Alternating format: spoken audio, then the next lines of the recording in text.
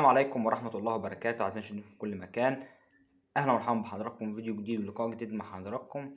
بسبب حزن اللاعب رضا سليم أثناء لقاء الأهلي ونادي العين الإماراتي في كأس الانتركونتيننتال، في لقاء هام جدا جدا الأهلي قدر يفوز فيه على العين، ورضا سليم يعني ما احتفلش مع اللعيبة بسبب كذا حاجة، بسبب سببين وهنعرفهم مع حضراتكم. والفيديو فيه حاجات كتير، والشناوي معاه وكابتن محمد رمضان او الاستاذ محمد رمضان وبيواسيه وكهربا واشرف داري ويحيى عطيات الله.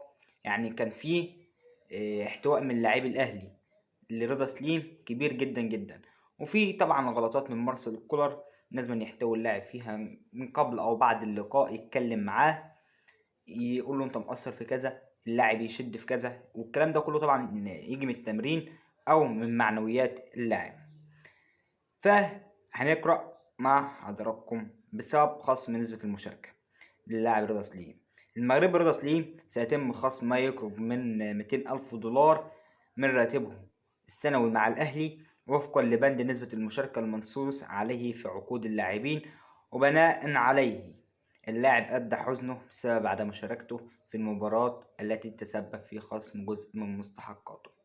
ده أول سبب إن اللاعب حزين إن في 200,000 دولار هيتخصموا منه في العقد بتاعه بسبب عدم المشاركة. تاني سبب، يعني انت يا كابتن مارسيل عندك بيرسيتاو ورضا سليم. ورضا سليم احنا مثلا نقول بتريح بيرسيتاو، مع ان بيرسيتاو مش مجهد ولا حاجة. فنزلت عمر كمال امبارح مكان طاهر، وعمر كمال نزل بسم الله ما شاء الله وجاب ضربة جزاء، لكن يعني عمر كمال ده انت جايبه على سن هو باك يمين وتلاعبه هاف مكان رضا سليم، ورضا سليم قاعد بره. يعني نفس موضوع محمود كهربا، لكن كهربا ابدى غضبه بطريقة مش كويسة، وكابتن محمد رمضان رحله من الامارات على مصر. ده كان كهربا، لكن رضا سليم زي ما انتم شايفين الفيديو حضراتكم حزن كبير جدا جدا عليه. وان شاء الله كابتن محمد رمضان وقائد كبير زي الشناوي كده، زي ما اتكلم معاه يتكلم معاه تاني وتالت ويهون عليه.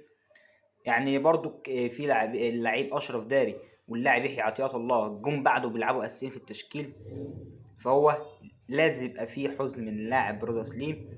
واحنا طبعا من هنا وكل جمهور النادي الاهلي بيحمسه وبيشجعه عشان يرجع مكانه. وطبعا انت ليك فرصة، لان حسين الشحات متراجع في مستواه. عايزين نشوف رضا سليم اللي عمل اسيست في المصري وجاب الجوان في الاتحاد، اسيست وسام ابو علي، اسيست لا ينسى بتاع الهيد بتاع وسام ابو علي. عايزين رضا سليم يرجع، ما تحسسش المدرب انك مش موجود. احنا قلنا مثلا بيريح بيرستاو مع انه مش مجهد برضه، بس بتنزل عمر كمال على بيرستاو ورضا سليم. فلك الله يا اهلي. وبكده كنا نهايه الفيديو. في نهايه الفيديو ما تنساش عمل لايك واشتراك، فعل زر الجرس عشان يوصلك كل جديد. وفي نهايه الفيديو السلام عليكم ورحمه الله وبركاته.